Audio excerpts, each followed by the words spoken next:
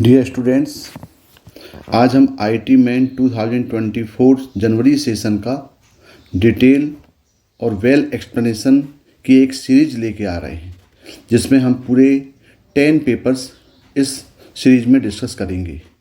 उसमें हमने 27 जनवरी सेशन 1 और सेशन 2 के पेपर हमने पहले अपलोड कर चुके हैं। उसी कड़ी में आज हम आपके सामने 29 जनवरी 2024 शिफ्ट 1 का पेपर डिस्कस कर रहे हैं। तो हम आपसे ये रिक्वेस्ट करते हैं कि आप सभी इस पेपर को ध्यान से देखें, सॉल्यूशन और जितने भी इम्पोर्टेंट पॉइंट्स हैं उसका नोट करें और साथ ही साथ इस पेपर को सॉल्व करें, क्योंकि सिमिलर क्वेश्चन ही आ रहे हैं और जो कि आने वाले अप्रैल सेशन के लिए बहुत ही हेल्पफुल होंगे। देखिए, आपका जो फर्स्ट क्वेश्चन है वो है in GP 64 terms, the sum of all terms of the 7 series, sum of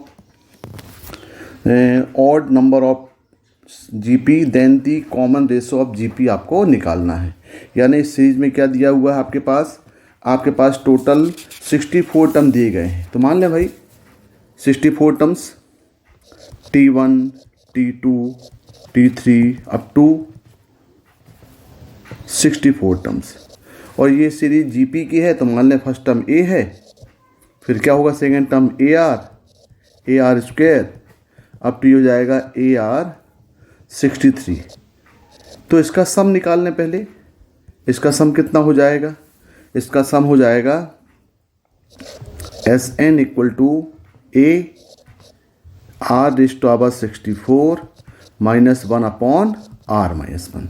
तो ये हो गया आपके पास sum of N terms. N मतलब यहाँ पे क्या हो जाएगा, इस एन के प्लेस में हमने निकाल लिया सम ऑफ 64 टर्म्स का सम हमने निकाल लिया। अब क्वेश्चन में क्या बोल रहा है? क्वेश्चन में बोल रहा है इसका जो सम है N terms 7 times the sum of odd terms. अब हम ऑड टर्म्स निकाल लें। तो ऑड टर्म्स निकालेंगे तो बताओ सम ऑफ ऑड टर्म्स क्या होगा? सम ऑफ ऑड टर्म्स हो जाएंगे फर्स्ट टर्म, फिर आपका थर्ड टर्म, फिर फिफ्थ टर्म्स अप टू ये जाएगा 63 टर्म तक। तो इसका फर्स्ट टर्म ए है, थर्ड टर्म क्या होगा A R square plus A R 4 up to ये हो जाएगा ए आर 62। इसका भी सम निकाल लें हम। तो इसका हम सम निकालेंगे तो एस ऑड कितना हो जाएगा, ये हो जाएगा ए। अब इसका देखें कॉमन रेशो कितना आ रहा है, ये आ रहा है आर स्क्वायर, और टोटल जो नंबर ऑफ टर्म्स होंगे, टोटल 64 टर्म्स हैं, तो उसमें हाफ इवन होंगे और हाफ ऑड होंगे। मतलब इसके जो नंबर ऑफ ऑड टर्म्स हैं वो कितने हो गए, 32 हो गए। माइनस 1 अपॉन ये हो जाएगा आर स्क्वायर माइनस 1, यानी ये हो जाएगा A R raise to power 64 minus 1 upon R square minus 1। अब क्वेश्चन क्या दिया है? क्वेश्चन दिया है कि sum of 64 terms equal to 7 times of sum of odd terms. तो ये कितना हो जाएगा? ये हो जाएगा A R raise to power 64 minus 1 upon R minus 1 equal to 7 times ये हो जाएगा A R raise to power 64 minus 1 upon R square minus 1। अब इसको सॉल्व कर लें। तो यहाँ से ए और ए तो कैंसिल हो गया, ये टर्म भी कैंसिल हो गया। तो यहाँ पे इसको फैक्टराइज करेंगे तो ये हो जाएगा आर माइनस 1 और आर प्लस 1। तो आर माइनस 1 भी कैंसिल हो गया। इसका मतलब ये बन गया 1 equal to 7 upon R plus 1, यानी आर प्लस 1 इक्वल टू आ गया 7। तो आर कितना हो गया, 6 हो गया। इसका मतलब ये है कि इसका कॉमन रेशो ऑफ जीपी कितना होगा, ये 6 होगा। तो इसका आंसर 4 आएगा। Question number second, in AP 6 term दिया हुआ है 2। एपी का 6 टर्म कितना दिया, 2। तो मान लें एपी का फर्स्ट टर्म ए है और जो कॉमन डिफरेंस है वो डी है। तो A6 कितना दिया है, ये 2 दिया है। इसका मतलब क्या होगा, ये a plus 5d equal to कितना हो गया, 2 हो गया। यहाँ से चाहें तो हम a की वैल्यू निकाल लें। तो a कितना होगा, ये हो जाएगा 2 माइनस 5d। अब बोल रहा है ये कि A1, A4, A5 is greatest than the common difference of AP। यानी आपके पास दिया है A1, A4 और A5, ये हमको ग्रेटेस्ट बताना है। ये क्या बताना है आपको? ग्रेटेस्ट बताना है। तो ग्रेटेस्ट बताना है तो हम एक काम करें इसको, क्योंकि A1, A4 और A5 है तो इसको हम कोशिश करें सिंगल वेरिएबल में कन्वर्ट करने की। पहले हम A1, A4, AD का एक्सप्रेशन लिखें। क्या होगा ये? P इक्वल टू मान लेते हैं भाई A1, A4 और A5। तो A1 कितना है? A1 तो A होगा। A4 कितना होगा? A plus 3D। और A5 कितना होगा? A प्लस 4D हो जाएगा। अब एक काम करें, अब यहाँ पे देखो A और D 2 वेरिएबल्स हैं, तो अभी काम करें यहाँ पे हम इसको सिंगल वेरिएबल में कन्वर्ट कर दें। तो ये A की हेल्प ले लें तो क्या हो जाएगा? ये A। ये अब यहाँ पे क्या हो जाएगा?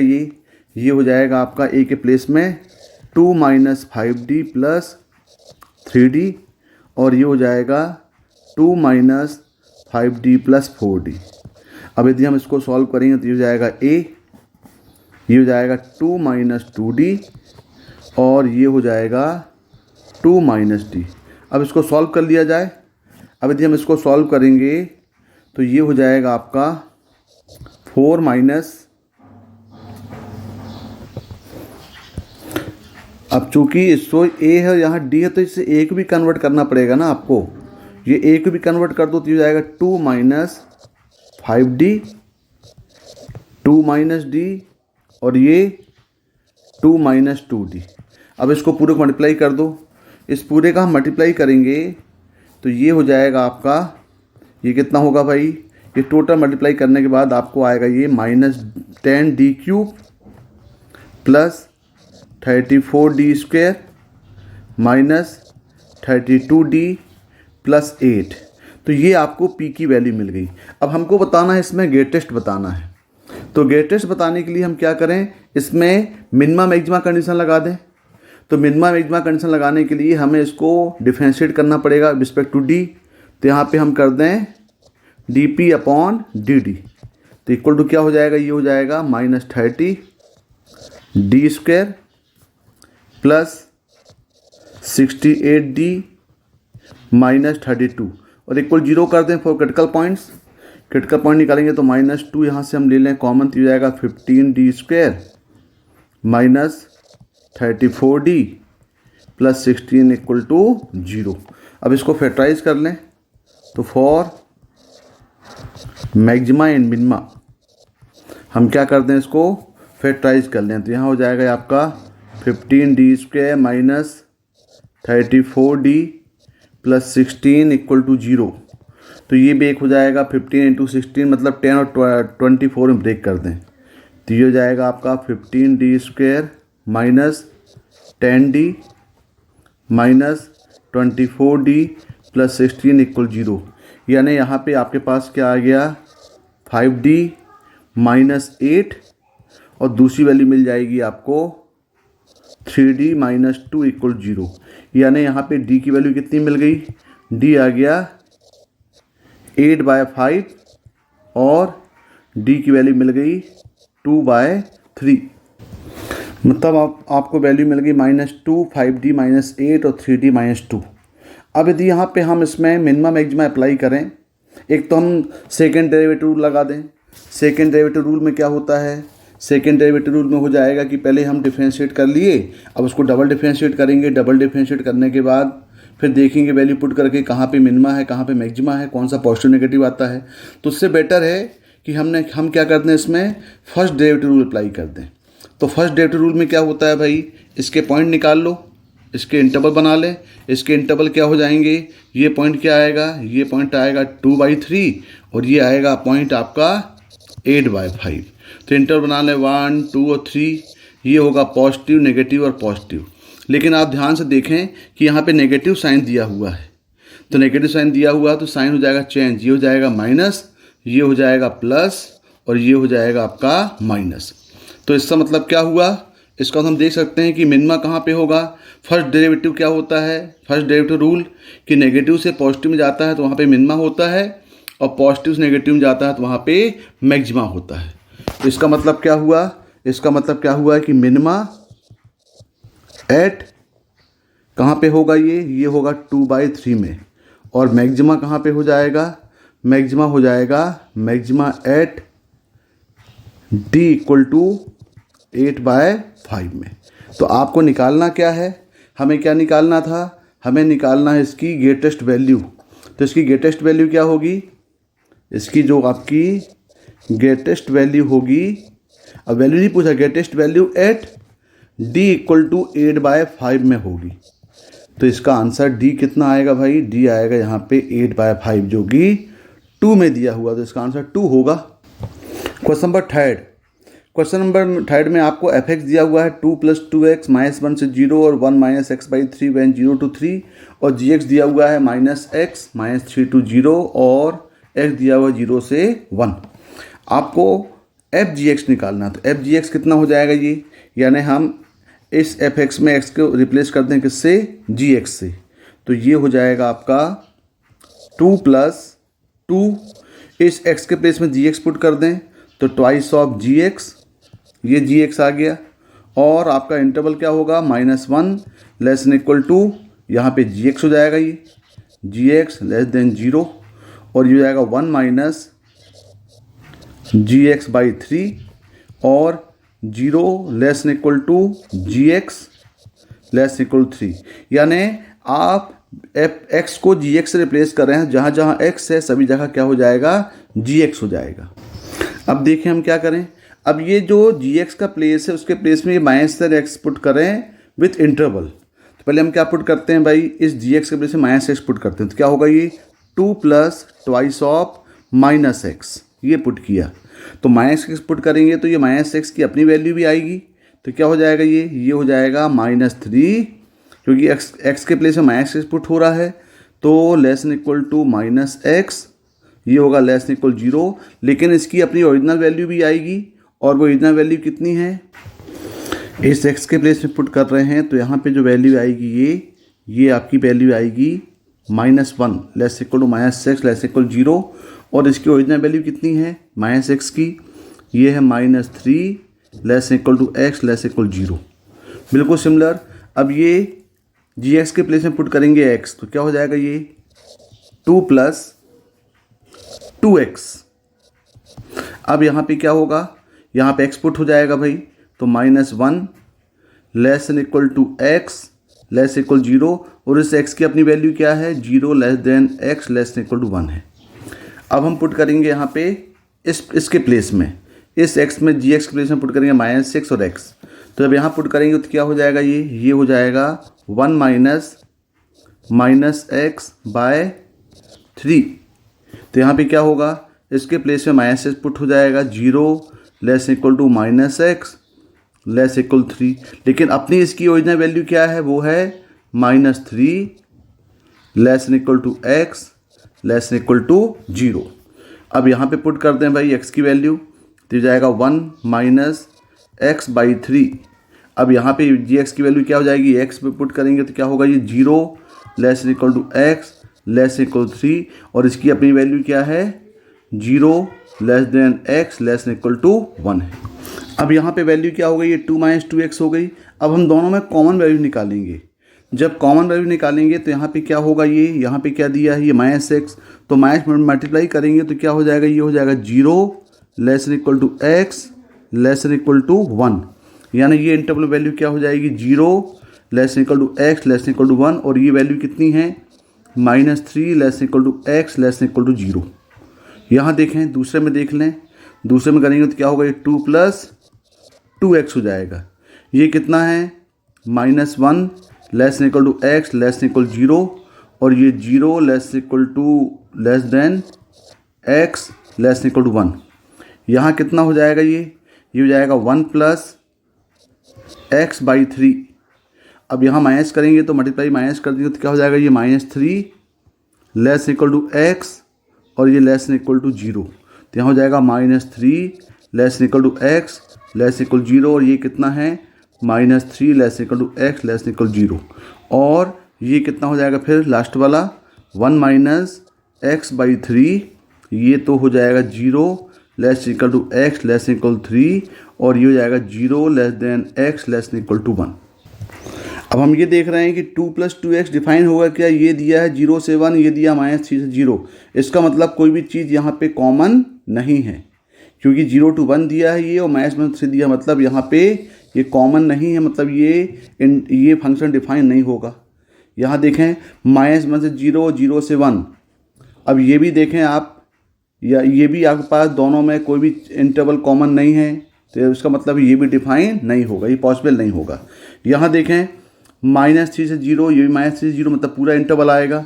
इसका मतलब आपका जो f(g(x) है वो क्या आ गया, f(g(x) हो जाएगा ये हो जाएगा 1 + x/3 और इंटरवल क्या होगा -3 x <= 0 और ये होगा -1 - x/3, ये 0 से 3 है और ये 0 से 1 है। तो दोनों में यदि हम कॉमन निकालेंगे 0 से 3, 0 से 1, तो 0 < x <= 1 ही कॉमन आएगा, तो यह आ जाएगा 0 < x <= 1। अब यदि इसका हम ग्राफ बना दें तो देखें 1 + y = 1 + x/3 स्ट्रेट लाइन है और y = 1 - x/3 स्ट्रेट लाइन है। मतलब इसका यदि हम ग्राफ बनाएं, इसका यदि हम ग्राफ बना दें तो ये -3 से 0 है, मतलब यहाँ पे आ जाएगा -3, ये हो जाएगा 0 और यहाँ ले लें 1। तो -3 से 0 यदि हम -3 पुट करेंगे तो ये वैल्यू मिल जाएगी आपको, 0 वैल्यू मिल जाएगी। देखो ये कितना मिल जाएगा 0, और 0 पुट करेंगे तो ये हो जाएगा 1। मतलब ये आपके पास ये ग्राफ बनेगा, किसका बनेगा, ये y = 1 + x/3 का। और यदि हम यहाँ पे 0 पुट करेंगे तो 1 आएगा, बिल्कुल सही है। यदि हम यहाँ पे x = 1 पुट कर दें तो ये 1 - 1/3 मतलब कितना होगा, ये यहाँ तक आएगा लग रहा है, ये कितना होगा, ये हो जाएगा 2/3। तो ये ग्राफ किसका बन गया, ये बन गया ग्राफ ऑफ f(g(x) का। अब यदि आप इसकी रेंज देख रहे हैं तो रेंज कहाँ से कहाँ तक आ रही है, देखें ये आपके पास रेंज है, y की वैल्यू देख लो कि y की वैल्यू कहाँ से कहाँ तक आ रही है। ये तो हम बोल सकते हैं कि इसकी जो रेंज है वो कहाँ से आएगी, ये आएगी आपकी 0 से 1 के बीच में। देखिए आंसर क्या दिया है भाई, इसका आंसर क्या दिया है, 0 से 1 के बीच में, मतलब इसका आंसर थर्ड होगा। Question number 4, A fair die is thrown until 2 appears, then the probability that 2 appears in even number of throws। तो मतलब ये हुआ कि भाई आपके पास टोटल 6 फेसेस होते हैं, 1 2 3 4 5 6, मतलब सैम्पल स्पेस कितना होगा इसका, 1 2 3 4 5 और 6। तो 2 अपीयर, 2 आने के लिए प्रोबेबिलिटी ऑफ 2 कितना हो जाएगा, ये हो जाएगा 1/6 और प्रोबेबिलिटी ऑफ 2 बार बोल दें, मतलब 2 नहीं आ रहा, कितना हो जाएगा, ये हो जाएगा 5/6 हो जाएगा। 1/6 मतलब 2 आ रहा है। अब ये बोल रहा है कि 2 जो आ रहा है वो क्या हो रहा है, वो that appear in even number of terms, यानी कब आ रहा है, वो इवन नंबर ऑफ टर्म्स में आ रहा है। तो इवन नंबर ऑफ टर्म्स का मतलब क्या हुआ, या फिर वो क्या होगा, फर्स्ट बार में नहीं आएगा तो सेकेंड बार में आएगा, भाई पहला बार में आ गया। या फिर यदि वो मिस हो गया तो दूसरी प्रोबेबिलिटी कब आएगी, उसकी दूसरी प्रोबेबिलिटी आएगी, पहले बार में नहीं आएगा, फिर दूसरे में नहीं आएगा, फिर तीसरे चांस में नहीं आएगा, फिर ये फोर्थ में आएगा, और फिर बिल्कुल सिमिलर स्टेप से चलता जाएगा भाई। फिर मिस करेगा, फिर कब आएगा, 2 में नहीं आया, फर्स्ट में नहीं आएगा, सेकंड में नहीं आया, थर्ड में नहीं आया, फोर्थ में नहीं आया, फिफ्थ में नहीं आएगा, फिर कहाँ पे आएगा, 6th में आएगा। तो इस टाइप से ये इन्फानाइट टाइम तक चलता रहेगा। यहाँ हम बोल रहे हैं ये फर्स्ट अटैम्प्ट है, ये सेकंड है, सेकंड मतलब इवन, यहाँ फर्स्ट मिस किया, सेकंड, और फिर उसके बाद उसकी बारी कब आएगी, 4th में आएगी, यहाँ सेकंड में आ गई, फिर उसकी बारी कब आएगी, 6th में आएगी। तो इस टाइप से हमें इसको सॉल्व करना पड़ेगा। तो क्या प्रोबेबिलिटी हो जाएगी भाई इसकी, यानी हम टोटल इसको प्रोबेबिलिटी बोल दें तो ये हो जाएगा, यानी इसका मतलब क्या हुआ, ये P2 बार, ये इंडिपेंडेंट दिया है तो ये हो जाएगा P2 bar into P2 plus बिल्कुल सिमिलर यहाँ पे 2 बार फिर 2 बार फिर प्रोबेबिलिटी ऑफ 2 बार फिर प्रोबेबिलिटी ऑफ 2। तो इस टाइप से इसको हम सॉल्व कर सकते हैं। तो ये 2 बार प्रोबेबिलिटी कितनी दिया है, ये दिया है 5/6 और ये हो जाएगा आपका 1/6, फिर 5/6 की पावर 3, ये 1/6 हो गया, फिर 5/6 की पावर ये जाएगा आपका 5 और फिर 1/6 आएगा। अप टू कहाँ तक जाएगा, ये इन्फिनिटी जाएगा। तो देखें इस टाइप के सीरीज ये जीपी सीरीज बन जाती है। तो यहाँ पे हम क्या करें, यहाँ से हम 1/6 को बाहर ले लें, तो क्या हो जाएगा ये 5/6 प्लस 5/6 का क्यूब प्लस 5/6 की पावर 5 अप टू इन्फानाइट। अब यहाँ लगा दें भाई, sum of infinite terms of GP क्या होता है, एस इन्फानाइट होता है a/1 - r। तो ये कितना हो जाएगा, ये हो जाएगा आपका 1/6, a मतलब 5/6 और 1 - 5/6 का स्क्वायर। तो ये हो जाएगा आपका 1/6, ये हो गया 5/6 अपॉन ये हो गया आपका 1 - 25/36। यदि हम इसको और सॉल्व कर लें तो ये आएगा 1/6, ये आ गया 5/6 अपॉन ये होगा 11/36, यानी ये हो जाएगा 1/6 इंटू 5/6 इंटू 36/11। तो ये सॉल्व करेंगे तो कितना आएगा, ये 5/11, यानी इवन नंबर में 2 आने की प्रोबेबिलिटी कितनी होगी, 5/11 होगी। देखो आंसर दिया 5/11 की दिया है, ये दिया है थर्ड, तो इसका आंसर क्या होगा, 3 होगा।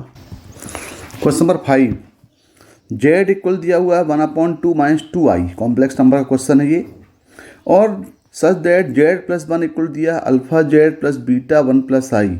यानी यदि हम z की वैल्यू यहाँ पुट करें तो आपको इस फॉर्म में क्वेश्चन लाना है और फिर वहाँ से अल्फा बीटा निकालना है। तो इसको हम सॉल्व करें, फिर ये दिया हुआ है z+1, तो z+1 कितना हो जाएगा, ये हम पुट करेंगे z की वैल्यू, तो हो जाएगा 1/2 - 2i + 1। अब यदि हम इसको सिंप्लीफाई करेंगे तो ये हो जाएगा आपका कितना हो जाएगा भाई, 3/2 - 2i। अब यहाँ पे 3/2 - 2i ये इक्वल टू आपके पास क्या दिया है, यहाँ पे ये दिया हुआ अल्फा z, यहाँ पे दिया हुआ अल्फा z, यहाँ भी z की वैल्यू पुट कर दें तो क्या होगा, ये 1/2 - 2i प्लस बीटा 1 + i।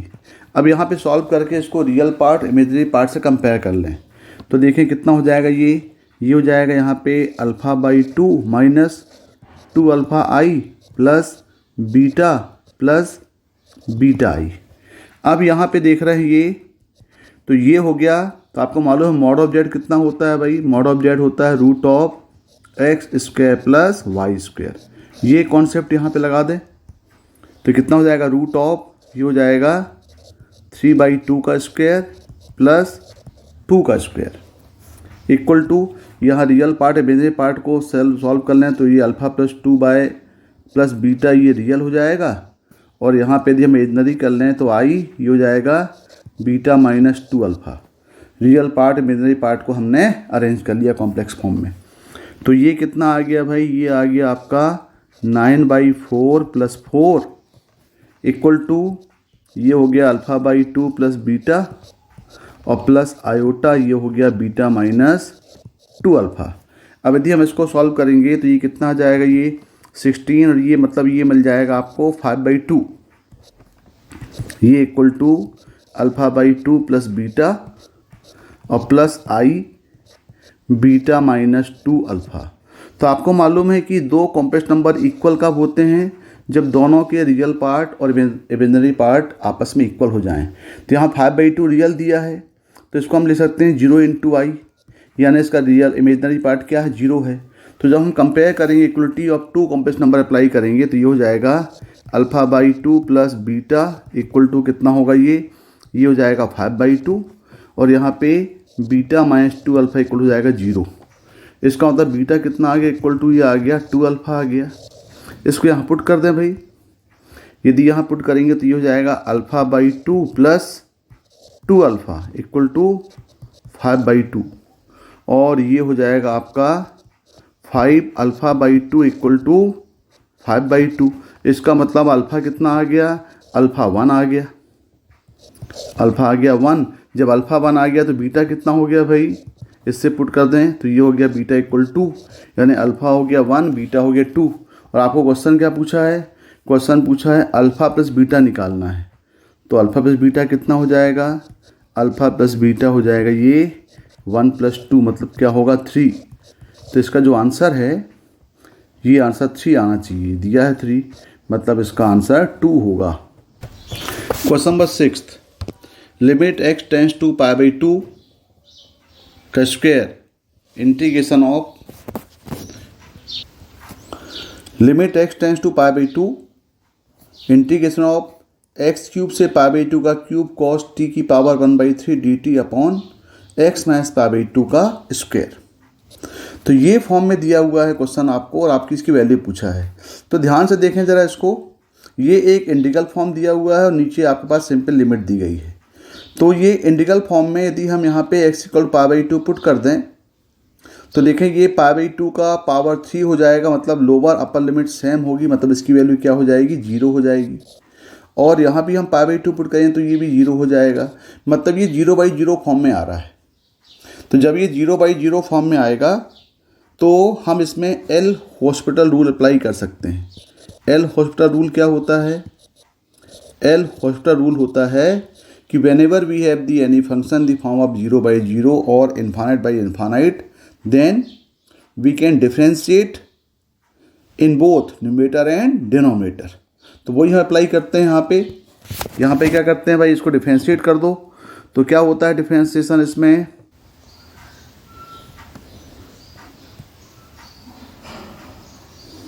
अब ये रूल यहाँ अप्लाई करेंगे तो पहले क्या होगा, ये t के प्लेस में अपर लिमिट रिप्लेस करेगा। तो क्या हो जाएगा, ये cos t को रिप्लेस करेगा पाई बाई 2 की पावर 3 की power 1/3 into D Y by D X of pi by 2, जो कांस्टेंट है पूरा 0 हो जाएगा, माइनस अब यहाँ पे लोअर लिमिट इसको रिप्लेस करेगी। लोअर लिमिट जब यहाँ पे रिप्लेस करेगी तो ये हो जाएगा आपका cos एक्स क्यूब की power 1/3 into D Y by D X of, ये हो जाएगा एक्स क्यूब अपॉन, इसको डिफरेंशिएट करेंगे, डिनोमिनेटर करेंगे तो क्या होगा, twice of X minus pi by 2, और यहाँ लगा दें लिमिट। तो लिमिट क्या है, X tends to pi by 2 दिया है। तो देखें ये जब ये तो पूरा 0 हो जाएगा, ये पूरा क्या होगा, 0, यानी पूरा पार्ट 0 हो गया। तो क्या आ गया यहाँ से आ गया माइनस कॉस एक्स इंटू ये हो जाएगा 3x square upon twice of X minus pi by 2, और यहाँ जाएगा limit x tends to pi by 2। अब यहाँ इसको अरेंज कर लें तो माइनस साइन बाहर आ गया, limit x tends to pi by 2 cos X upon X minus pi by 2 अलग कर दें, और यहाँ आ गया limit x tends to pi by 2, और ये हो गया 3/2, ये आ गया आपका एक्स स्क्वायर। अब देखें जरा इस पार्ट में, तो ये पार्ट देख रहे हैं तो ये भी आपका 0/0 फॉर्म है, यानी यहाँ भी हम आपके इस पार्ट में एल हॉस्पिटल रूल फिर से अप्लाई कर सकते हैं। तो इसको हम करेंगे तो क्या आएगा, minus limit X tends to pi by 2, यानी यहाँ भी D Y by D X और यहाँ भी D Y by D X. तो इसका कितना आ जाएगा, इसका आ जाएगा माइनस साइन एक्स, और नीचे आ जाएगा यहाँ पे 1, और यहाँ तो डायरेक्ट ये वाला पार्ट तो डायरेक्ट लिमिट अप्लाई हो जाएगी। तो क्या हो जाएगा, 3/2 इंटू पाई बाई 2 का स्क्वायर। तो कितना आ गया भाई, लिमिट अप्लाई करेंगे तो 1, यानी ये आपका माइनस माइनस प्लस आने हो गया 1 इंटू ये आ गया 3/2 इंटू पाई स्क्वायर बाई 4, यह टोटल आपका आंसर जो आएगा वो होगा 3 पाई स्क्वायर बाई 8। देखें ऑप्शन है कि नहीं है, 3 पाई स्क्वायर बाई 8 इसका थर्ड है। तो इसका आंसर क्या होगा, 3 पाई स्क्वायर बाई 8 होगा। Question number 7, in triangle ABC suppose y equal to x is the equation of the bisector of angle B in the equation of the side AC is 2x minus y equal to 2। यानी आपके पास जो bisector है, तो एक हमने triangle ABC बनाया, इसमें आपके पास जो A है वो दिया है 4 6 और B जो दिया है वो अल्फा और बीटा दिया है, और इसका दिया है बाइसेक्टर। तो इसका दी बाइसेक्टर, इसका मतलब क्या है कि D जो है वो, इसका बाइसेक्टर कितना दिया है, y इक्वल टू एक्स दिया है। तो y इक्वल टू एक्स, तो अभी काम करें पहले हम, ये बाइसेक्टर दिया हुआ है, मान लो ये पॉइंट हम D मान लेते हैं। तो bisector y equal to X, और लाइन AC का इक्वेशन दिया हुआ है 2x minus Y equal to, दोनों को सॉल्व करके हम D पॉइंट निकाल लें। तो यहाँ पे लिख सकते हैं equation of B D. Equation of B D कितना दिया है, ये दिया है y इक्वल टू एक्स, और इक्वेशन ऑफ ए सी ये कितना दिया है, ये दिया है 2x minus Y equal to 2। ये इक्वेशन 1 हो गया, इक्वेशन नंबर 2 हो गया। दोनों को सॉल्व कर लें। दोनों को सॉल्व करेंगे तो आपको मिल जाएगा y इक्वल टू एक्स, यहाँ पुट कर देंगे तो ये हो जाएगा आपका x इक्वल टू 2 आएगा, y इक्वल टू 2 आएगा। बिल्कुल, मतलब ये पॉइंट आपके पास आएगा x इक्वल टू 2 और y इक्वल टू 2, यानी जो पॉइंट D है, ये D पॉइंट कितना हो गया, ये D पॉइंट हो जाएगा 2 और 2। तो आपके पास पॉइंट D निकल आया, ये पॉइंट हो जाएगा 2 और 2 पॉइंट हो जाएगा। अब देखें आगे क्या बोल रहा है। अब यहाँ पे बोल रहा है कि twice of A B equal to B C, और ए और बी के कोऑर्डिनेट दिए गए हैं, हमें अल्फ़ा प्लस 2 बीटा निकालना है, यानी हमें अल्फ़ा और बीटा की वैल्यू निकालना है। तो अल्फ़ा और बीटा की वैल्यू निकालने के लिए ये y इक्वल टू एक्स इसका बाइसेक्टर है, तो D पॉइंट है, यानी यहाँ पे ये दिया हुआ है कि इसका मतलब पॉइंट A आपके पास दिया हुआ है, A दिया हुआ है कितना 4 और 6, और जो B दिया है ये दिया अल्फ़ा और बीटा। अब यहाँ पे ये देखना है, और आपके पास एक रिलेशन दिया है twice of A B equal to B C, twice of A B equal to B C. इसका मतलब ये हुआ कि A B upon B C equal to हो गया ये 1/2 हो गया, ये A B upon B C कितना हो गया 1/2 हो गया। अब यहाँ देखें, अब यहाँ पे जो बी डी है ये एंगल बाइसेक्टर है, तो यहाँ पे हम लगा सकते हैं बाय एंगल बाइसेक्टर थ्योरम। क्या होता है angle bisector theorem? Angle bisector theorem होता है कि यदि ये बाइसेक्टर है तो ए बी, ये ए बी यानी A B upon B C, ये इक्वल रेशन डिवाइड करेगा A D upon D C को, और यहाँ पे यानी ये A B upon B C proportionally to A D upon D C, और ए बी अपॉन ए सी कितना दिया है 1/2, तो ये 1/2 हो जाएगा। इसका मतलब ये हुआ कि आपके पास जो रेशियो है A D upon D C equal to ये भी 1/2 आ जाएगा।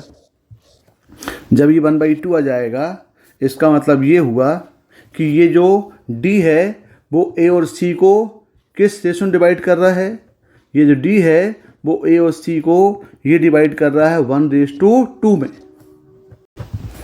तो ए डी अपॉन या डी जो है वो ए सी की 1/2 में डिवाइड कर रहा है, तो हम यहाँ पे इंटरसेक्शन फार्मूला लगा दें।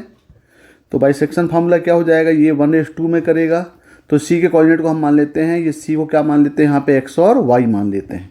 तो यहाँ लगा दो भाई, फॉर्म क्या हो जाएगा, ये इंटरनल डिवीजन वाला फार्मूला लगा दें, तो ये हो जाएगा x प्लस 4/8/3 इक्वल टू 2, और यहाँ हो जाएगा y प्लस 12/3 इक्वल टू, यानी यहाँ पे x की वैल्यू कितनी आ गई, ये x की वैल्यू हो जाएगी आपकी -2, और y कितना हो जाएगा, y हो जाएगा -6।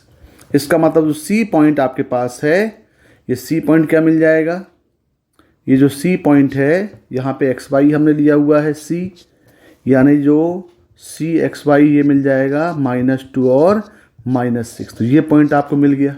अब देखें ये पॉइंट c कितना हो गया, ये हो गया -2 और -6 हो गया। अब यहाँ पे देखें आप अच्छे से कि यहाँ पे जो बी डी है ये आपका बाइसेक्टर है, ये आपका एंगल बाइसेक्टर है।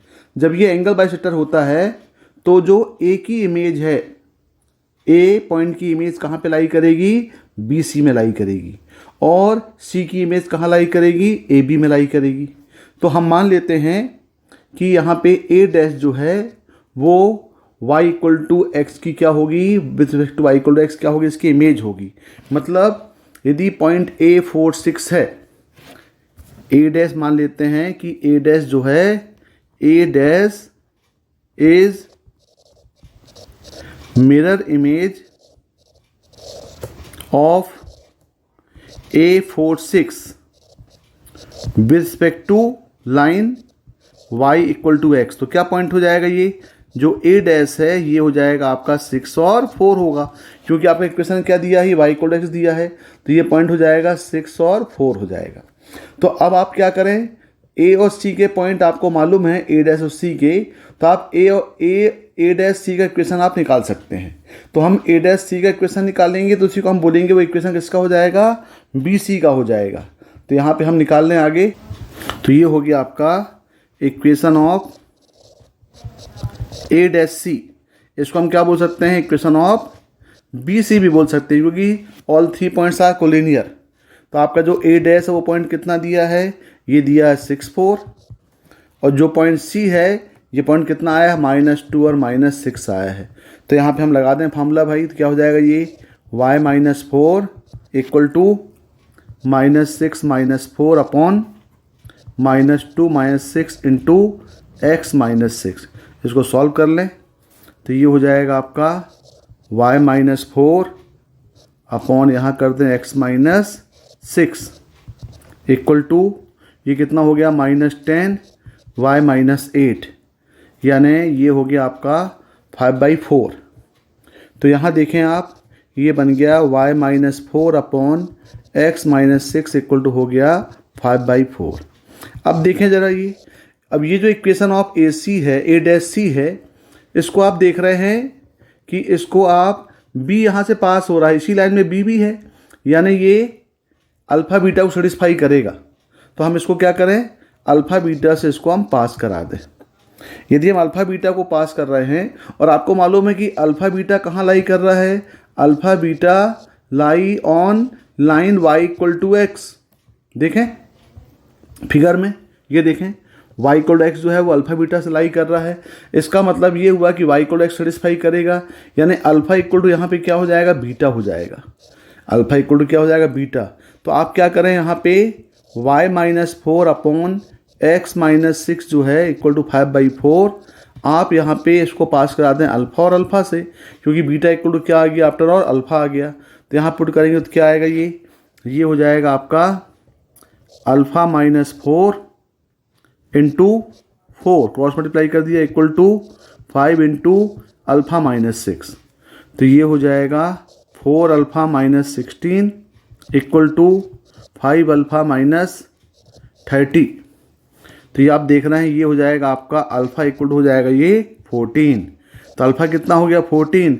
जब अल्फ़ा 14 है तो बीटा भी कितना होगा, 14 हो जाएगा, क्योंकि अल्फ़ा इक्वल टू क्या दिया है, बीटा दिया है। अब आपको वैल्यू क्या निकालना है, हमें वैल्यू निकालना है अल्फ़ा प्लस 2 बीटा की। तो ये हो जाएगा 14 प्लस ट्वाइस इंटू 14, यानी हो जाएगा 14 + 28, यानी ये हो जाएगा 42। तो इसका आंसर क्या आना चाहिए, 42 आना चाहिए। देखें ऑप्शन 42 है क्या, ये 1 है, यानी इसका आंसर क्या होगा, 42 हो। देखें भाई question number 8, A B C are 3 non-zero vectors such that B and C are non collinear. B और सी दोनों नॉन कोलिनियर हैं, और a + 5b is collinear with c and b + 6c is collinear with a। और एक relation दिया हुआ है a + alpha b + beta c = 0। आपको अल्फ़ा + बीटा की वैल्यू निकालना है, यानी हमें दिया हुआ है a + 5b is collinear with c। इसका मतलब क्या होगा, a + 5b is collinear with c का मतलब हो जाएगा कि a + 5b vector equal to, ये पैरेलल दिया है, इसका मतलब है कि ये लैम्डा c के इक्वल हो जाएगा। और दूसरा दिया हुआ b + 6c is collinear with a, यानी हो जाएगा vector b + 6c is collinear, मतलब एक और यहाँ पे हम कांस्टेंट ले लें म्यू, तो ये हो गया a, यानी a + 5b = लैम्डा c और b + 6c = म्यू a। अब हम क्या करें, दोनों इक्वेशनों को सॉल्व कर लें। तो इसको मान लेते हैं इक्वेशन नंबर 1, इक्वेशन नंबर 2। अब दोनों को सॉल्व करने के लिए हम b को एलिमिनेट कर दें भाई यहाँ से। तो b एलिमिनेट करने के लिए क्या करें यहाँ से कि 1 - 5 × 2 करके हम सॉल्व कर लें इसको। तो क्या हो जाएगा बताओ, ये 5b तो कैंसिल हो जाएगा, ये हो जाएगा vector a minus 30 vector c equal to lambda c - 5 mu a, ये वेक्टर हो जाएगा आपका। अब यहाँ देखें, अब यदि हम इसको सॉल्व करें, ए को अरेंज कर लें, तो ये हो जाएगा vector A plus 5 mu A equal to lambda C plus 30 C. अब यहाँ पे हम ए कॉमन ले लें, तो वेक्टर ए यदि कॉमन लें तो ये हो जाएगा आपका 1 प्लस 5 म्यू इक्वल टू सी, यहाँ वेक्टर कॉमन ले लें तो ये जाएगा लेमडा प्लस 30। अब यहाँ देख रहे हैं, अब यहाँ पे दिया हुआ है कि ए एंड सी, देखें यहाँ पे दिया हुआ है A B C are 3 non zero vectors. जब ये नॉन जीरो वेक्टर्स हैं, यानी हम यहाँ लिखें कि विच इज नॉन कोलिनियर, तो नॉन कोलिनियर का मतलब क्या हो जाएगा? नॉन कोलिनियर मतलब होगा कि coefficient of A, vector A और कॉफिशिएंट ऑफ वेक्टर सी दोनों क्या हो जाएंगे? जीरो हो जाएंगे। यानी 1 प्लस 5 म्यू इक्वल टू 0। तो यहाँ पे म्यू कितना होगा? ये हो जाएगा यहाँ पे, ये हो जाएगा -1/5 और यहाँ पे लेमडा प्लस 30 इक्वल टू 0। तो यहाँ पे क्या बन गया? ये बन गया लेमडा इक्वल टू -30। अब एक काम करो, ये लेमडा की वैल्यू जो है इक्वेशन नंबर 1 में पुट कर दो। तो फ्रॉम इक्वेशन 1 क्या दिया है? ये दिया है a plus 5b equal to lambda C. तो यहाँ पे हम क्या कर दें? लेमडा इक्वल टू -30 पुट कर दें, तो हो जाएगा vector a plus 5b vector equal to -30 vector c, और ये हो जाएगा आपका vector a plus 5b plus 30c equal to 0। तो ये एक देखें, आपके पास एक कंडीशन आ गई, a plus 5b plus 30c equal to 0।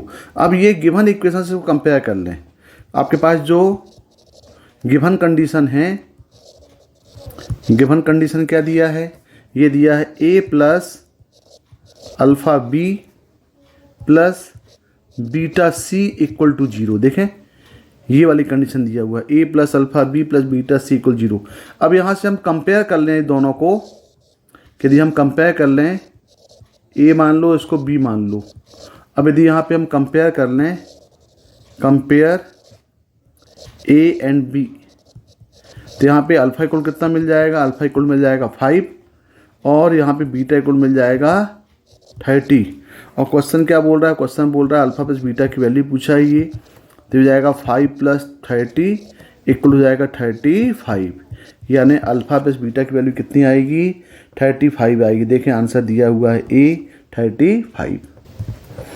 Question number 9th, 5a/4 with the circumcentre of the triangle with vertex A, B and C.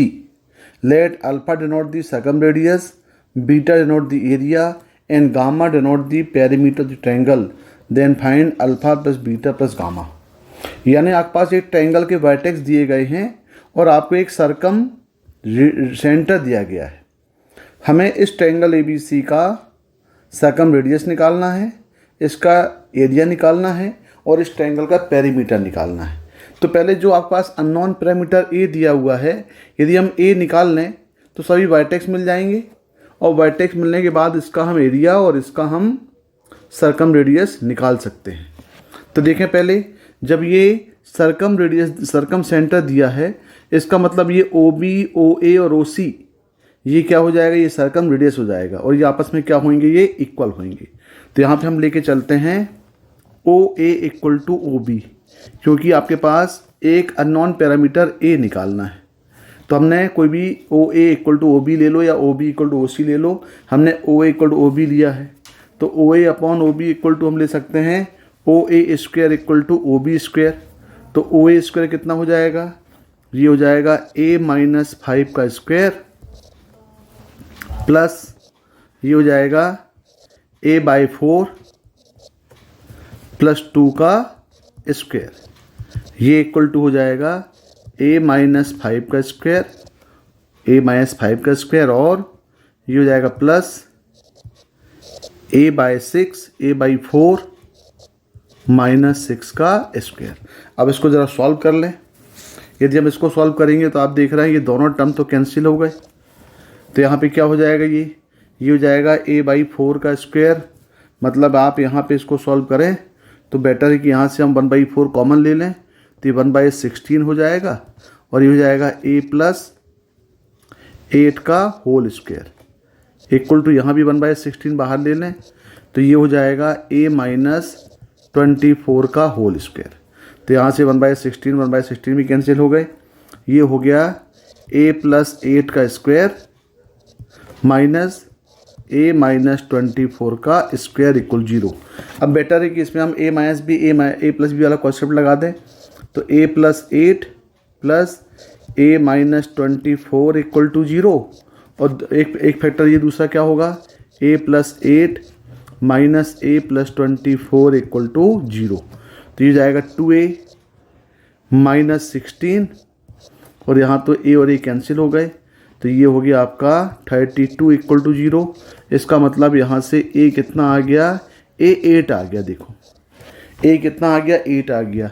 जब a equal to 8 आया तो हम a b c तीनों ट्रायंगल के vertex निकाल सकते हैं। तो a क्या हो जाएगा, a दिया है a-2, तो a इक्वल टू 8 है तो जाएगा 8-2, b हो जाएगा a6 तो हो जाएगा 8-6, c इक्वल हो जाएगा a/4 एंड -2, तो हम a इक्वल टू 8 से रिप्लेस करेंगे तो आएगा 2-2, और जो सर्कम सेंटर हो जाएगा 5 और 2। तो ये आपके पास कोऑर्डिनेट्स मिल गए। जब ये कोऑर्डिनेट मिल गए तो आपके पास पूरा ट्रायंगल के तीनों वर्टेक्स मिल जाएंगे। तो ट्रायंगल के तीनों वर्टेक्स से अब हम क्या कर लें, उसकी लेंथ निकाल लें। अब देखें ट्रायंगल क्या बन जाएगा भाई। अब इसके तीनों वर्टेक्स a यहाँ पे हो जाएगा 8-2, b हो जाएगा 8-6 और c हो जाएगा 2 और -2। अब इसमें हमें एरिया ऑफ ट्रायंगल निकालना है। तो एरिया ऑफ ट्रायंगल निकालने के लिए एक तो ये है कि हम इसमें एरिया ऑफ ट्रायंगल फार्मूला लगा दें भाई, हीरोस फार्मूला, और दूसरा ये है कि अब ये देखो 8-6 और 8-2 दिया, इसका मतलब इसका जो इक्वेशन है इस लाइन का ए बी का, ये हो जाएगा x इक्वल टू 8 हो जाएगा ये। तो x इक्वल टू 8, और हम यहाँ से लेंथ ऑफ परपेंडिकुलर ड्रा कर दें तो ये इसके परपेंडिकुलर हो जाएगी।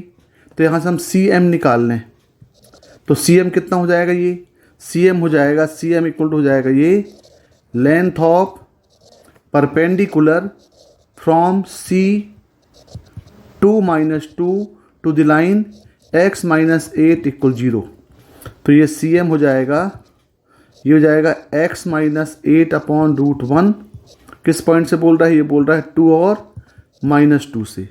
तो ये वैल्यू हो जाएगी आपकी CM इक्वल टू हो जाएगा ये हो जाएगा 2 - 8, यानी ये हो जाएगा 6। यानी जो CM की लेंथ है ये कितनी मिल गई आपको, 6 मिल गई। और ये जो AB की लेंथ है, तो AB की लेंथ देख रहे हैं भाई, ये एक x इक्वल टू 8 इसका इक्वेशन है। ये टोटल लेंथ कितनी हो जाएगी, ये टोटल लेंथ हो जाएगी 8 हो जाएगी। देखो यहाँ पे तो लगा दें, तो अल्फ़ा एरिया ऑफ ट्रायंगल बोल रहा है, तो अल्फ़ा इक्वल टू कितना हो जाएगा, यहाँ पे अल्फ़ा इक्वल टू हो जाएगा एरिया ऑफ ट्रायंगल ABC, ये हो जाएगा 1/2 इंटू इसका जो बेस है ये हो जाएगा base AB into CM, AB into CM। तो ये हो जाएगा 1/2 AB कितना है 8 और CM कितना है 6, यानी ये आपको मिल जाएगा इक्वल टू 24। यानी अल्फ़ा की वैल्यू कितनी मिल गई, अल्फ़ा मिल गया 24। अब हम निकाल लें पेरीमीटर। तो पेरीमीटर के लिए हमको पहले लेंथ निकालना पड़ेगा। तो length of AB, length of BC, length of AC निकाल लिया जाए। तो भाई लेंथ ऑफ AB निकाल लो ज़रा। तो length of AB, length of AC और लेंथ ऑफ CA ये आप निकाल सकते हैं। तो यहाँ पे आप देखो लेंथ ऑफ AB, तो यहाँ पे जो लेंथ ऑफ AB है, ये लेंथ ऑफ AB आ जाएगी 8, डिस्टेंस फार्मूला से आप निकाल सकते हो। Length of BC, length of BC ये हो जाएगा 10, और लेंथ ऑफ AC ये हो जाएगा 6। तो ये लेंथ आप डिस्टेंस फार्मूले से निकाल लेना। इसका मतलब ये हुआ कि जो पेरीमीटर है, perimeter of the triangle, perimeter of triangle ये कितना हो जाएगा, पेरीमीटर ऑफ ट्रायंगल कितना बोल रहा है ये, तो ये हो जाएगा आपका पेरीमीटर ऑफ ट्रायंगल होता है, इसका मतलब तीनों का सम। इसको क्या बोला, इसको बोला है गामा। तो गामा इक्वल कितना हो जाएगा, ये length of AB plus length of BC प्लस लेंथ ऑफ AC। तो ये हो जाएगा आपका equal to length of A B कितना है भाई, ये 8 + 10 + 6, इसका मतलब यहाँ पे गामा की वैल्यू हो जाएगी, गामा हो जाएगा 24, तो गामा भी आ गया। अब आपको निकालना है बीटा। बीटा क्या बोल रहा है, बीटा बोल रहा है, बीटा क्या है, बीटा इज सरकम रेडियस। तो सरकम रेडियस के लिए यानी आपको निकालना है ओ से ए की length, O A equal to O B equal to O C. तो ओ कितना दिया है, ओ दिया हुआ है आपके पास, सरकम सेंटर कितना दिया है 5, और अभी हमने निकाला कि ओ की वैल्यू आएगी 5 और 2, और ए मान लें, ए कितना है, ए है 8 और -2। इसका मतलब हम यहाँ से बीटा निकाल लें तो ये हो जाएगा बीटा इक्वल टू ओ ए। तो ओ ए कितना आएगा, √5 - 8 का स्क्वायर प्लस 2 + 2 का स्क्वायर। तो ये हो जाएगा √9 प्लस ये हो जाएगा 16, यानी ये हो जाएगा आपके पास 5। तो बीटा कितना आ गया, बीटा आ गया 5 आ गया। अब तीनों का सम पूछा ये, तो alpha plus beta plus gamma, तो ये इक्वल टू अल्फ़ा कितना है, अल्फ़ा है आपके पास, अल्फ़ा है 24 प्लस बीटा, बीटा दिया है 24 और प्लस ये 5, यानी ये हो जाएगा आपका 53। तो alpha plus beta plus gamma की वैल्यू कितनी आएगी, 53 है। देखें ऑप्शन में 53 है क्या, ये 53 यानी 2, तो ये आपका आंसर होगा। देखें क्वेश्चन नंबर 10th, x एक इंटरवल में दिया हुआ -π/2 से π/2 और एक function y(x) equal to integral form of cosec x + sin x अपॉन cosec x इंटू sec x plus tan x इंटू sin स्क्वायर x डी। इसको इंटीग्रेट करना है, तो इसको इंटीग्रेट करने के पहले इसको हम साइन में ही कन्वर्ट कर लें। तो साइन में कन्वर्ट करेंगे तो क्या हो जाएगा, ये हो जाएगा 1/sin x plus sin x upon, इसको भी कन्वर्ट कर लें साइन कॉस में, तो ये जाएगा 1/sin x, और ये जो sec है ये हो जाएगा 1/cos x प्लस ये हो जाएगा sin x upon cos x, और ये हो जाएगा इंटू sin स्क्वायर x और पूरे का dx।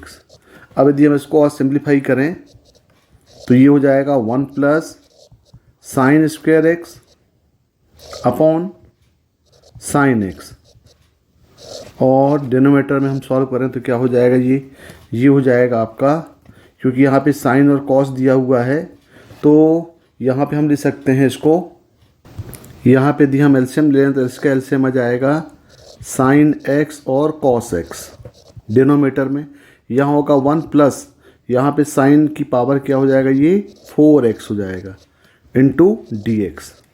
अब यदि हम इसको और सिंप्लीफाई कर दें तो ये हो जाएगा 1 प्लस साइन स्क्वायर x अपॉन साइन x इंटू ये हो जाएगा साइन x cos x अपॉन 1 plus sine raise power 4x और ये dx। अब यहाँ देखें आप साइन x और साइन x दोनों क्या हो गए, कैंसिल हो गए। तो आपका जो फॉर्म बना इंटीग्रल का जो फॉर्म बन गया, ये बन गया 1 प्लस साइन स्क्वायर x अपॉन 1 plus sine raise power 4x और इंटू cos x dx। ये बना आपका फॉर्म, ये बन गया आपका fx। इसको fx मान लें या yx मान लें, बात एक ही है। अब इसको इंटीग्रेट करने के लिए हम क्या करें, यहाँ पे हम sin x को t मान लें। यदि हम sin x को t मानेंगे तो ये हो जाएगा cos x dx equal to बन जाएगा dt। तो डायरेक्टली पूरा dt बन गया ये। तो ये फॉर्म क्या बन गया, ये बन गया 1 plus T square upon 1 plus T की पावर 4, ये बन गया dt। तो जब इस टाइप के आपके पास फॉर्म है, इसको ट्विंस फॉर्म बोलते हैं, 1 plus T square upon 1 plus T की पावर 4। इस टाइप का जब भी फॉर्म होता है तो हम क्या करते हैं, multiply dividing numerator and denominator by T square. हम इसको टी स्क्वायर से डिवाइड कर दें, या हम टी स्क्वायर दोनों से कॉमन ले लें। यदि हम दोनों से कॉमन ले रहे हैं तो ये हो जा रहा है टी स्क्वायर, ये होगा 1/t स्क्वायर प्लस 1 अपॉन, यहाँ से हम टी स्क्वायर ले लिए तो ये हो गया 1/t square plus T square और ये dt। ये टी स्क्वायर दोनों कैंसिल हो गए।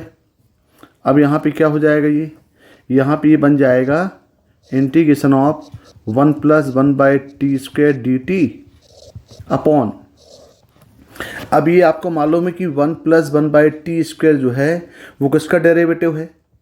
तो आपको याद होना चाहिए भाई कि यदि हम t + 1/t² को डेरिवेटिव बनाना है तो हमको t - 1/t को सपोज करना पड़ेगा m, तो ये हो जाएगा 1 + 1/t² dt इक्वल टू क्या बनेगा, ये dm बनेगा। तो ये कॉन्सेप्ट को लाने के लिए हम क्या करते हैं, यहाँ पे इसको हम बनाते हैं t - 1/t के फॉर्म में लाते हैं। तो ये हो जाएगा 1/t² प्लस t², यहाँ पे हम क्या करते हैं -2 और +2 कर देते हैं। तो -2 +2 करने से क्या बन गया, ये बन गया 1 + 1/t² dt अपॉन, ये बन जाएगा आपका t - 1/t का होल स्क्वायर और यहाँ बन गया +2। अब यदि हम t - 1/t को m मान लें तो ये क्या बन गया, तो ये जो आपके पास fx हो रहा है ये बन जा रहा है dm अपॉन m² प्लस ये हम सकते हैं इसको √2 का स्क्वायर। और ये बन गया आपके पास formula integration of dx upon x² plus a², तो tan का फॉर्म बन जाता है। तो क्या हो जाएगा भाई फार्मूला, ये हो जाएगा 1/√2 tan वर्स m अपॉन √2। अब m की वैल्यू पुट कर दें तो m की वैल्यू कितनी है, ये है 1/√2 tan वर्स m की वैल्यू कितनी है, ये है t - 1/t/√2। अब ये बन गया भाई, और प्लस यहाँ पे हम क्या लेते हैं कांस्टेंट प्लस c ले लेते हैं। अब आप देखें, अब ये t की वैल्यू भी पुट कर दें, t की वैल्यू क्या है, ये sin x है। अब यदि हम यहाँ पे t की वैल्यू भी पुट कर दें तो आपके पास fx का फॉर्म बन गया 1/√2 tan इनवर्स sin x और 1/sin हो गया cosec x by √2 plus c। तो ये आपके पास फॉर्म आया। अब आपको c निकालना है। c निकालने के लिए क्या दिया है, देखें c निकालने के लिए आपके पास दिया हुआ है क्वेश्चन में limit x tends to π/2 negative yx equal to 0, उसके रेंज में डिपेंड कर रहा है। यानी डायरेक्ट हम यहाँ पे क्या पुट कर दें, x इक्वल टू π/2 पुट कर दें। सीधा मतलब क्या है, x इक्वल टू π/2 पुट कर दें। यदि हम x इक्वल टू π/2 पुट कर रहे हैं तो क्या जा रहा है, ये देख रहे हैं आप, यहाँ पे sin 91 और ये cosec 91, 1 - 1 0, यानी पूरा हो जाएगा 0। तो यहाँ पे fx की वैल्यू क्या मिल जाएगी, fx इक्वल टू मिल जाएगी 1/√2 tan वर्स, ये हो जाएगा आपका 1 - 1/√2 प्लस c। यानी आप देख रहे हैं कि यहाँ पे आपके पास, और ये π/2 मतलब ये हुआ यहाँ पे, तो यहाँ लग जाएगी आपके पास लिमिट x टेंड्स टू π/2, और ये कितना दिया है, ये दिया है 0, और ये भी 0 आ रहा है प्लस c।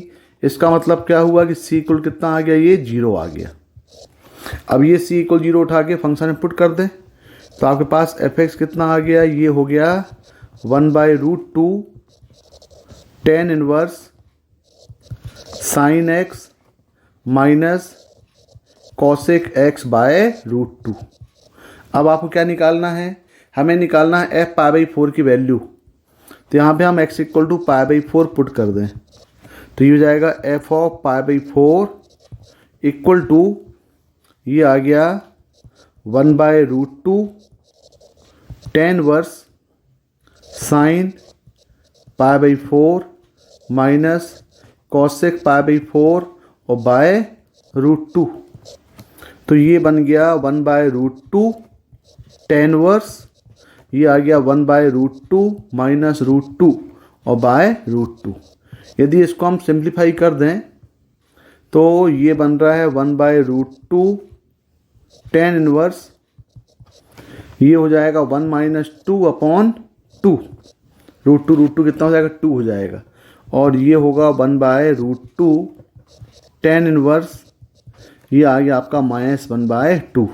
तो इसका मतलब f π/4 की वैल्यू कितनी हो जाएगी, f π/4 होगी 1/2 1/√2 tan इनवर्स माइनस हाफ। देखो जरा ऑप्शन कौन सा हो रहा है, इसमें जो माइनस हो रहा है ये आंसर आ रहा है 4, तो इसका आंसर क्या होगा 4 हो जाएगा। Question number 11th, if alpha is solution of the 4 cos theta plus 5 sin theta equal to 1, तो आपको निकालना है वैल्यू ऑफ tan अल्फा की वैल्यू निकालना है, और अल्फा कहाँ लाई कर रहा है -π/2 से π/2 के बीच में। तो ये form of a cos theta plus b sin theta equal to c का फॉर्म है। तो इस टाइप के क्वेश्चन को सॉल्व करने का बेस्ट वे है कि इसको हम पहले cos थीटा से डिवाइड कर दें, उससे ईजी हो जाएगा सॉल्व करना। तो लिखो यहाँ पे डिवाइडिंग बाय cos थीटा, तो क्या बन जाएगा ये बन जाएगा 4 प्लस ये हो जाएगा 5 sin बाई cos बन जाएगा tan theta equal to 1/cos हो जाएगा ये sec थीटा। अब इसका हम दोनों तरफ स्क्वायरिंग कर दें, स्क्वायरिंग बोथ साइड, स्क्वायरिंग करेंगे तो ये हो जाएगा, डायरेक्ट स्क्वायरिंग कर दिया जाएगा 16 प्लस 25 tan स्क्वायर थीटा और प्लस हो जाएगा ये 40 tan थीटा इक्वल टू हो जाएगा ये sec स्क्वायर थीटा, और हम चाहें तो इस sec स्क्वायर थीटा को लिख सकते हैं 1 प्लस tan स्क्वायर थीटा। अब इसको सिंप्लीफाई कर लिया जाए, तो सिंप्लीफाई कर लेंगे तो ये 25 माइनस 1 हो जाएगा 24 tan square theta plus 40 tan theta, और ये आ गया प्लस ये हो जाएगा आपका 15 इक्वल टू 0। तो देखो ये जो इक्वेशन बन गया ये एक आपके पास क्वाड्रेटिक ट्रिग्नोमेट्रिकल इक्वेशन बन गया।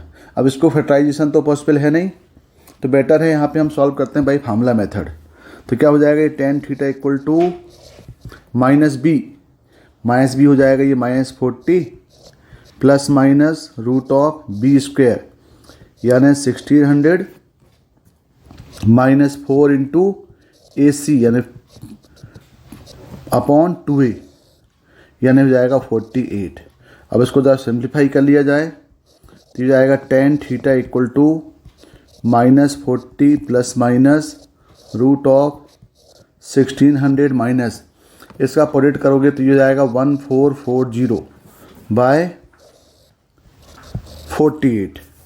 तो ये पूरा सॉल्व करेंगे तो यहाँ क्या मिल जाएगा ये मिल जाएगा आपको tan theta equal to -40 plus minus ये हो जाएगा 160 डिवाइडिंग बाय 48। इसको और सिंप्लीफाई हम करेंगे तो इसको हम सकते हैं यहाँ पे ये 4 से यहाँ से 4 बाहर निकाल लें यानी 16 बाहर आ गया, तो ये हो गया -10 प्लस माइनस √10 डिवाइडिंग बाय ये हो गया आपका 12। अब एक बार प्लस ले लें एक बार माइनस ले लें, तो यहाँ पे यदि हम प्लस ले रहे हैं या माइनस ले रहे हैं पहले तो क्या आएगा tan थीटा इक्वल हो जाएगा ये -10 माइनस √10 बाय 12, और यदि हम प्लस ले रहे हैं तो आ जाएगा tan theta equal to -10 plus √10 by 12।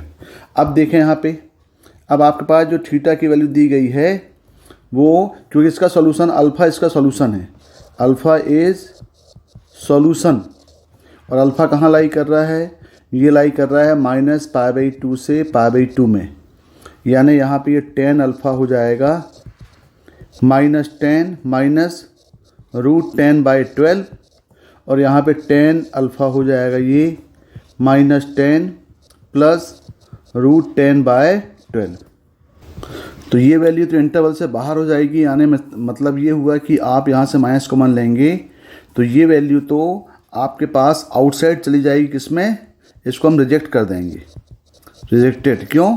क्योंकि ये -π/2 से π/2 के बीच में ये वैल्यू नहीं है, तो ये वैल्यू आपके पास एक्सेप्ट करेगी, ये लाई करेगी कहाँ पे, बिलोंग्स टू -π/2 से लेकर के π/2 के बीच में।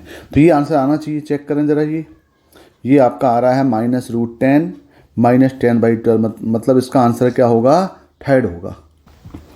Question number 12, a function f(x) equal to satisfying एक डिफरेंशियल इक्वेशन दिया है f(x) sin 2x plus sine x minus 1 plus cos square x f dash x equal 0।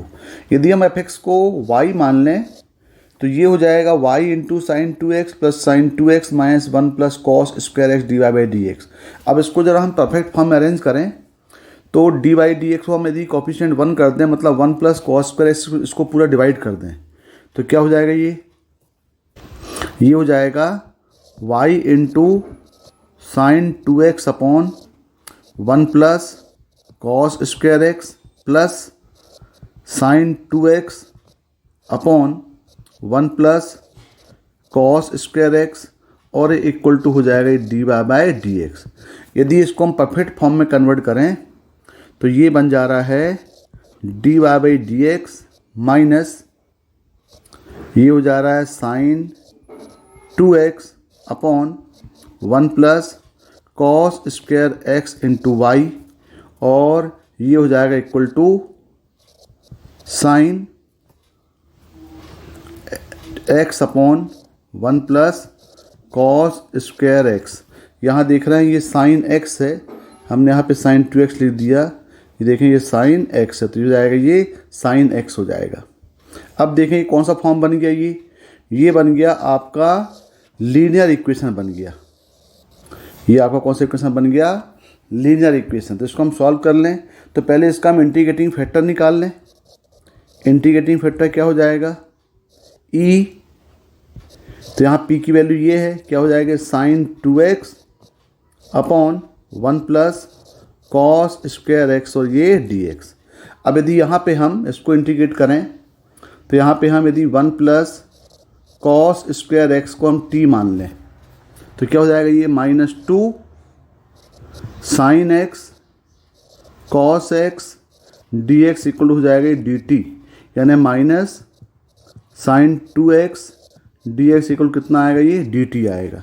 यानी ये हो जाएगा आपका, मतलब ये माइनस सहित है तो ये आएगा e की पावर कितना हो जाएगा, ये हो जाएगा, फिर हम इसको t मानेंगे 1/t मतलब ये log का फॉर्म बन जाएगा तो log 1 plus cos square x dx और e की पावर log है तो क्या हो जाएगा, इक्वल टू ये होगा 1 प्लस कॉस स्क्वायर एक्स, मतलब इसका इंटीग्रेटिंग फैक्टर क्या होगा 1 प्लस कॉस स्क्वायर एक्स। अब इसमें लगा दें सोल्यूशन, तो इसका सोल्यूशन क्या होता है, इसका सोल्यूशन होता है y into integrating factor equal to integration q into integrating factor dx plus c।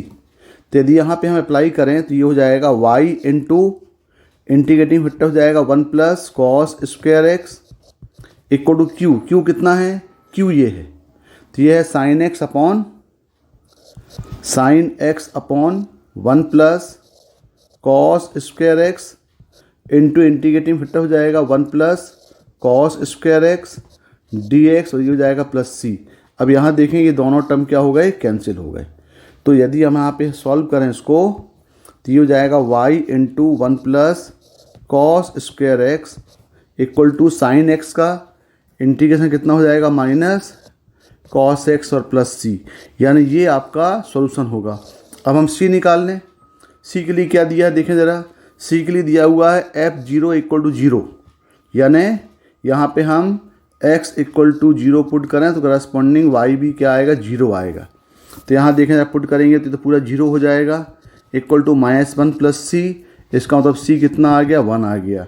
अब ये c की वैल्यू को रिप्लेस कर दो तो जाएगा y 1 plus cos square x equal to minus cos x plus 1। तो ये आपका डिफरेंशियल इक्वेशन बन गया। अब यहाँ पे क्या वैल्यू पूछा है, ये पूछा है f π/2 की वैल्यू। तो यहाँ पे हम x π/2 पुट कर दें, x इक्वल π/2, तो ये हो जाएगा आपका y π/2 1 plus cos square π/2 equal to minus cos π/2 plus 1।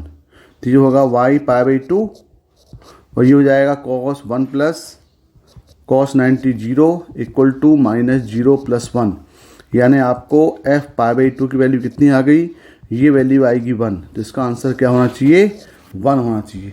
देखो इसका आंसर 1 है कि नहीं, हाँ ऑप्शन दिया है तो इसका आंसर 1 होगा।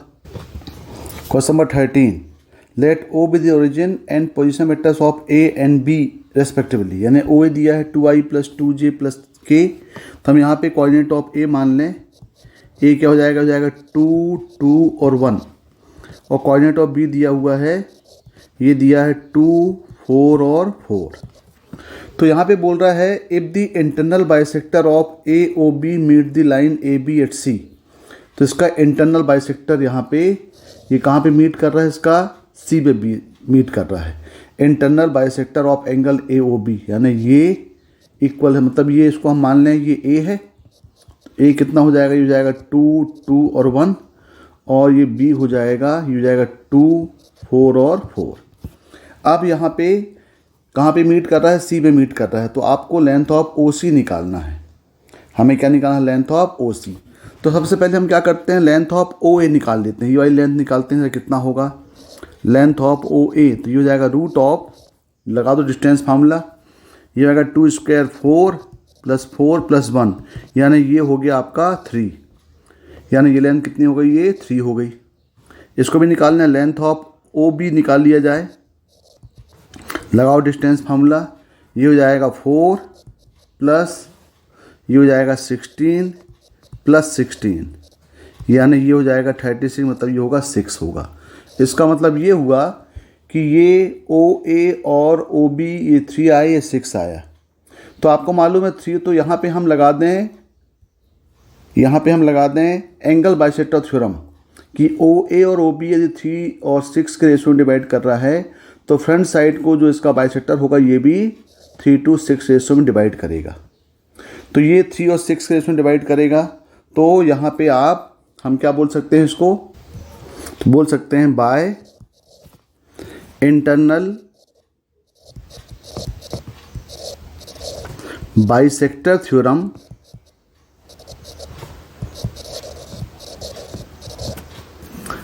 C divides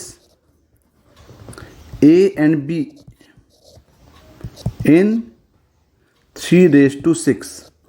तो 3:6 को हम बोल सकते हैं भाई 3:6 करो, या इजीली फॉर्म में इसको कन्वर्ट करें तो हम बोल सकते हैं ये 1:2 में कर रहा है, तो बेटर है इसको हम किस में कर लें, 1:2 में डिवाइड कर दें।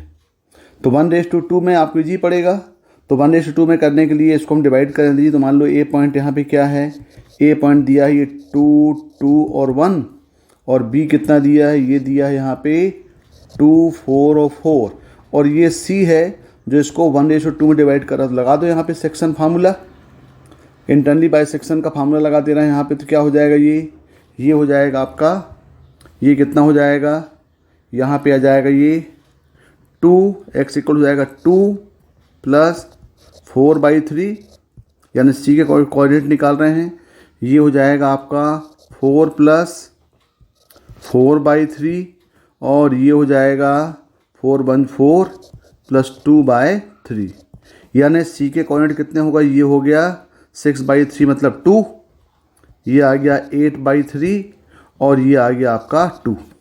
इसका मतलब जो सी के कोऑर्डिनेट्स हैं ये मिल गए 2, 8/3 और 2 मिल गया।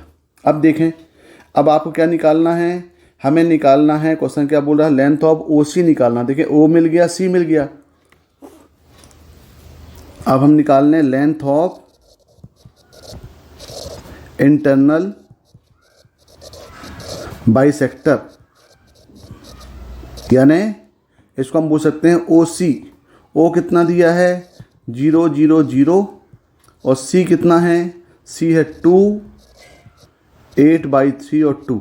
तो लगाओ डिस्टेंस फार्मूला भाई, तो ओ सी कितना होगा, रूट ऑफ ये जाएगा 4 + 8/3 मतलब हो जाएगा 64/9 + 4, तो ये हो जाएगा आपका 4, 4, 8, यानी ये ओ सी हो जाएगा रूट ऑफ 8 + 64/9, यानी हो जाएगा रूट ऑफ 72 + 64/9, और ये टोटल ए सी हो जाएगा रूट ऑफ, ये ऐड करेंगे तो आएगा 136/9, और इसको हम लिख सकते हैं रूट ऑफ 136/3, देखें ज़रा ऑप्शन क्या दिया है, इसको और थोड़ा सॉल्व करें तो ये ओ सी हो जाएगा। यदि हम इसमें से 4 बाहर ले लें तो 2 बाहर ले लें तो 2√34/3। तो ये फॉर्म में आंसर दे सकते हैं भाई। देखो आंसर क्या आएगा, 2√34/3 यानी आपका आंसर 2 होगा। 14 question, consider the function F such that 1/2 से 1, यानी हमको कंसीडर करना है कि जो डोमेन दिया है वो दिया है 1/2 से 1 में। Defined by f x equal to 4√2x³ minus 3√2x minus 1। Consider statement, पहला स्टेटमेंट क्या दिया है कि इस फंक्शन को intersect x axis exactly 1 point, यानी ये जो फंक्शन है वो इस 1/2 और 1 में एक ही पॉइंट में इंटरसेक्ट कर रहा है, और दूसरा यदि वो एक्स जो इंटरसेक्ट कर रहा है वो x इक्वल टू cos π/12 में कर रहा है। तो एक काम करें, पहले इसको हम डिफरेंशिएट कर लेते हैं। और आपकी चीज़ ध्यान रखना पड़ेगा कि भाई ये जब भी कोफिशिएंट ऑफ x की यदि पॉजिटिव हुआ, जैसे यहाँ पे देखें पॉजिटिव है, तो ये क्लियर है कि इसका जो मैक्सिमा होगा वो पहले पॉइंट में मैक्सिमा होगा, फिर बाद में मिनिमा आएगा। इसको चेक भी करते हैं। यदि आप इसको डिफरेंशिएट कर दें f' तो ये हो जाएगा आपका, ये हो जाएगा 12√2x² माइनस 3√2 आ जाएगा ये। और यदि यहाँ से हम 3√2 कॉमन ले लें तो ये जाएगा 4x² माइनस 1, और इसको यदि हम फैक्टराइज कर लें तो ये हो जाएगा 3√2, ये होगा 2x माइनस 1 और 2x प्लस 1। यानी इसके क्रिटिकल पॉइंट निकालेंगे तो क्या क्या क्रिटिकल पॉइंट आएंगे, x इक्वल टू आएगा 1/2 और माइनस 1/2। अब यदि हम इसको फर्स्ट डेरिवेटिव रूल अप्लाई करें यहाँ पे कि भाई यहाँ पे ये हो जाएगा माइनस 1/2, ये हो जाएगा 1/2, तो ये होगा पॉजिटिव, नेगेटिव और पॉजिटिव, यानी डेरिवेटिव चेंजेस हो रहा है पॉजिटिव से नेगेटिव में, कहाँ पे, माइनस हाफ में। इसका मतलब क्या हुआ कि at x equal to minus half में क्या होगा, ये मैक्सिमम पॉइंट देगा, मैक्सिमा देगा, और एट x इक्वल टू 1/2 में क्या देगा, ये मिनिमा देगा। ये तो क्लियर हुआ। लेकिन आपके पास जो क्वेश्चन है वो 1/2 और 1 में है, तो एक काम करें फिर, इसका मतलब हम इसका ग्राफ बना दें। इसका यदि हम यहाँ पे ग्राफ बनाने की कोशिश करें कि भाई ये माइनस हाफ में मैक्सिमा दे रहा है और 1/2 मिनिमा दे रहा है, तो देखें कैसा बनेगा ये। यदि हम इस पॉइंट को देखें यहाँ पे, ये 0 मान लें ये पॉइंट, ये हो जाएगा आपका माइनस 1/2, इसको बोल दें ये 1/2, तो ये मैक्सिमा होगा। इसका मतलब ये हुआ कि ये मैक्सिमा पॉइंट जाएगा ये, और फिर 1/2 में मिनिमा होगा, मतलब यहाँ से क्रॉस करेगा, ऐसा ये क्रॉस किया और फिर यहाँ से जा कर के ये जाएगा, तो मैक्सिमा यहाँ पे होगा, मिनिमा यहाँ पे होगा।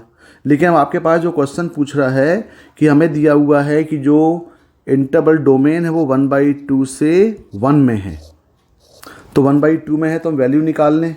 यदि यहाँ पे हम f1/2, क्योंकि आपके पास fx कितना दिया है, fx दिया हुआ है 4√2x³ माइनस 3√2x माइनस 1। यदि यहाँ पे हम f1/2 निकालें तो f यदि यहाँ पे हम 1/2 निकाल लें, क्योंकि 1/2 1 में पूछा है, तो ये जाएगा 4√2 इंटू 1/8 माइनस 3√2 इंटू 1/2 और माइनस 1। इसका मतलब ये हुआ कि ये 2 कैंसिल हुआ, 1 2 हो गया। इसका मतलब हम बोल सकते हैं, यहाँ देख के एक्सप्रेशन बोल सकते हैं -1 है ये, तो एक्सप्रेशन देख के बोल सकते हैं कि n/2 जो होगा वो क्या हो जाएगा, आपका नेगेटिव हो जाएगा, ये नेगेटिव हो जाएगा। अब हम f1 की बात करें, अब यदि यहाँ पे हम x इक्वल टू 1 पुट कर दें तो ये कितना होगा, ये हो जाएगा 4√2, ये माइनस 3√2 और ये -1। इसका मतलब ये हो गया आपका 4√2, तो ये आ गया आपका √2 माइनस 1। इसका मतलब ये पॉजिटिव आ रहा है, तो ये हम बोल सकते हैं कि f1 क्या आ रहा है, ये f1 ग्रेटर देन 0 आ रहा है, f माइनस हाफ नेगेटिव आ रहा है, f1 पॉजिटिव आ रहा है। तो यहाँ पे हम बोल सकते हैं कौन सा रूल लगेगा भाई, यहाँ पे हम बोल सकते हैं बाय इंटरमीडिएट थ्योरम। तो बाय इंटरमीडिएट थ्योरम हम बोल सकते हैं कि एक 1/2 और 1 बीच में एक रूट होगा, क्योंकि यहाँ 1/2 और ये करीब 1 होगा यहाँ, तो दोनों के बीच में एक रूट अल्फ़ा ज़रूर होगा। इसका मतलब आपका जो स्टेटमेंट 1 है वो क्या है, ट्रू है। अब दूसरा स्टेटमेंट देखें। दूसरा स्टेटमेंट हम देखें यदि, तो यहाँ पे आपके पास इक्वेशन क्या दिया है, f(x) इक्वल दिया हुआ है 4√2x³ -3√2x और इक्वल टू ये -1। तो यदि हम इसको सॉल्व करें, भाई इसको सॉल्व करने के लिए बोल रहा है कि सॉल्व इसको किया जाए x³ -3√2x इक्वल टू 1। हम यहाँ पे x इक्वल टू क्या पुट कर देते हैं, cos थीटा पुट कर देते हैं। तो कितना जाएगा ये हो जाएगा आपका 4√2 cos cube theta -3√2 cos theta equal to 1। यदि यहाँ से हम √2 कॉमन ले लें तो ये हो जाएगा 4 cos cube theta -3 cos theta equal to 1 आ गया। और आप देख रहे हैं ये क्या फार्मूला किसका बन गया भाई, ये किसकी वैल्यू मिल गई, ये मिल गई वैल्यू ऑफ cos 3 थीटा की। तो यहाँ पे cos 3 थीटा कितना आ गया, ये आ गया 1/√2। तो इसको हम लिख सकते हैं cos 3 theta equal to cos π/4। तो 3 थीटा कितना आ गया, π/4। तो थीटा कितना आ गया, ये π/12 आ गया। अब यहाँ पे हमने इसको क्या माना है, x को माना है cos थीटा, यानी ये हो जाएगा आपका x इक्वल टू कितना हो जाएगा, cos थीटा, यानी हो जाएगा cos π/12। तो cos 12 π/12 इसका एक रूट होगा। तो ये स्टेटमेंट 2 है, इसका मतलब S2 स्टेटमेंट भी क्या है, ये 2 है। यानी आपके S1 भी 2 आए और S2 भी 2 आए, क्योंकि S2 में क्या बोल रहा है, ये S2 में बोल रहा है कि x intercept at x equal to cos π/12, यानी cos π/12 उसका एक सोल्यूशन होगा जो दिख भी रहा है। तो वो हमें दोनों स्टेटमेंट 2 लग रहे हैं, मतलब इसका आंसर क्या आएगा, ये 4 आएगा। देखिए क्वेश्चन नंबर 15, एक मैट्रिक्स दिया हुआ है A equal to 1 0 0 0 alpha beta 0 beta alpha और 2A का डिटरमिनेंट का क्यूब इक्वल टू 2 की पावर 21। यहाँ पे अल्फ़ा बीटा दोनों बिलोंग्स टू Z है। आपको वैल्यू ऑफ अल्फ़ा निकालना है, कम से कम एक वैल्यू ऑफ अल्फ़ा क्या होगी। तो पहले हम देखें यहाँ पे डिटरमिनेंट ऑफ A निकाल लें। डिटरमिनेंट ऑफ A निकालेंगे तो ये हो जाएगा determinant of A equal to, इसको हम सॉल्व कर लें तो ये हो जाएगा 1, ये आएगा अल्फ़ा स्क्वायर और ये माइनस बीटा स्क्वायर। इसका मतलब ये हुआ डिटरमिनेंट ऑफ A की वैल्यू क्या आ गई, alpha square minus beta square. ये वैल्यू आपको डिटरमिनेंट ऑफ A की मिल गई। अब हमें वैल्यू क्या पूछा है, वैल्यू पूछा है 2A डिटरमिनेंट की पावर 3, इसकी वैल्यू पूछा है। तो देखिए ज़रा एक प्रॉपर्टी इसमें ध्यान देना पड़ेगा आपको कि हमारे पास प्रॉपर्टी है कि यदि हम k कांस्टेंट ले लें, k और a का डिटरमिनेंट निकालें तो ये होता है k की पावर n और डिटरमिनेंट ऑफ a, जहाँ पे n क्या है, जहाँ पे n उसका ऑर्डर है। यहाँ मान लें कि if order of matrix A is n, तो ये कॉन्सेप्ट यहाँ अप्लाई होता है भाई। मतलब ये हुआ कि यदि हम 2A की पावर 3 निकालें तो पहले हमें क्या करना पड़ेगा, 2A। तो 2A कितना हो जाएगा, इसकी जो डिटरमिनेंट जो मैट्रिक्स का यहाँ पे जो रैंक दिया हुआ है, ऑर्डर दिया हुआ है, वो कितना दिया है, 3 दिया है। तो ये हो जाएगा 2 की पावर 3 डिटरमिनेंट ऑफ A की होल की पावर 3, और ये हो जाएगा फिर 2 की पावर 9, और ये होगा डिटरमिनेंट ऑफ A की पावर 3।